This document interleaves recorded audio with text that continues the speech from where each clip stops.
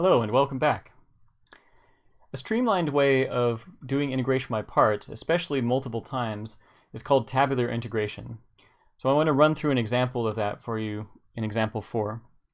Notice example 4 is exactly the same thing as example 3, and that was on purpose because then you can compare the old way of doing it, which is with the u's and the dv's and the du's and the v's, with this new tabular integration way of doing it, which cleans things up, again, streamlines the process, especially if you have to do integration by parts multiple times. So what we're going to do is we're going to first start off by identifying what our u and our dv are going to be.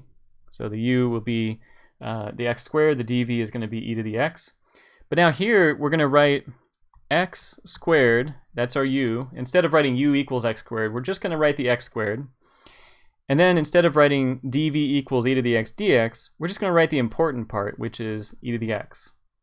The function is the important part. Now what you would do with the u is take the derivative of u. And if you did integration by parts again, you'd be taking that would become your new u. 2x became your new u. Sounds like some kind of sales thing. You will have a new u.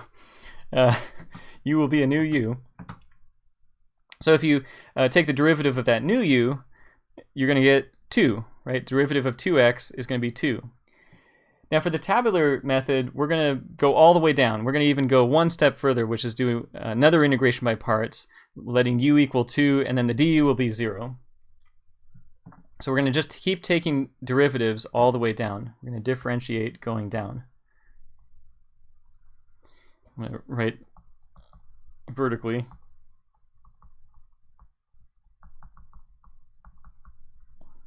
We're differentiating or finding the derivative going down. Now with the dv's, we're going to be doing the opposite. We're going to be integrating or anti-differentiating going down on the right. Now the good thing is e to the x, the antiderivative is just e to the x, and if we do another antiderivative, it's just going to be e to the x and e to the x. So going down like this, we're integrating.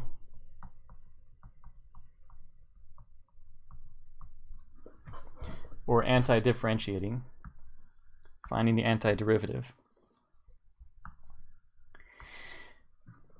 Now, I wanted to mention that when you look at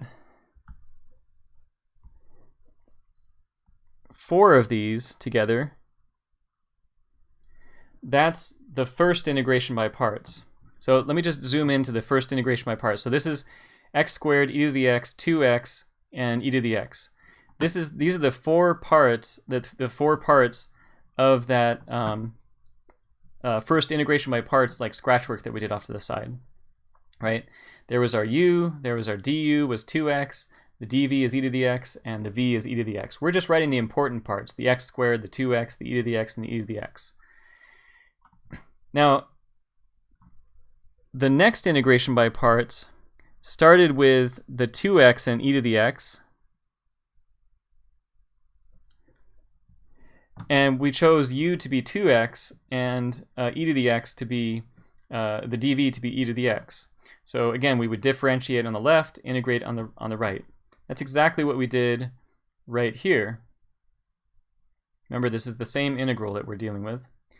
So we just wrote the important parts, the 2x, the 2, the e to the x, and the e to the x here. Notice by doing this, we didn't have to duplicate this line, right?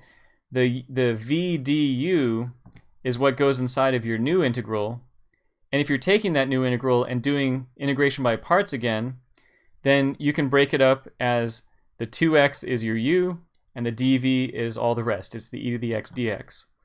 So the old du becomes the new u, and the old v becomes the new dv, right?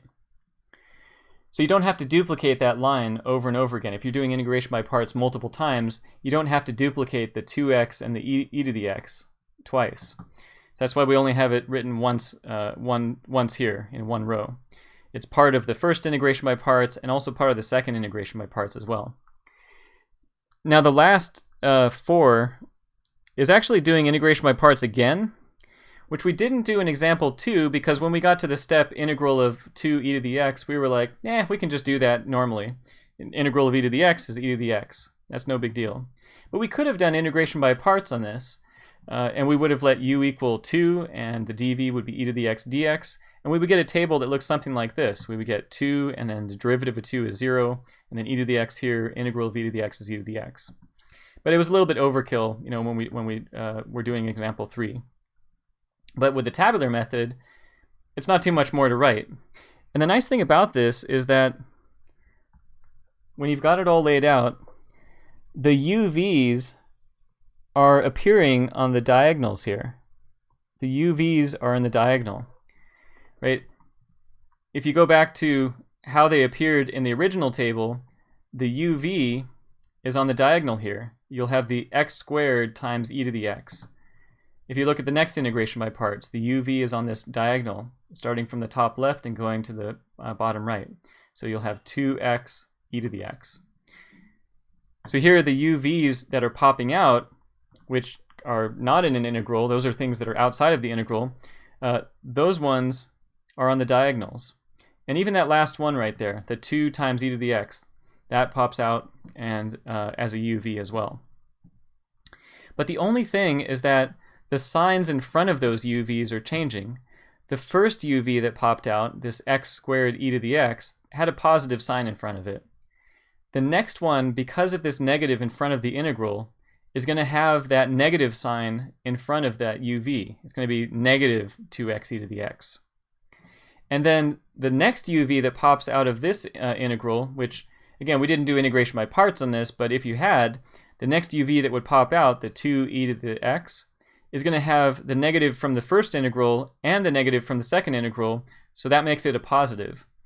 So the signs in front of the UVs are flipping positive, negative, positive, negative, positive, negative, every single time you do another integration by parts.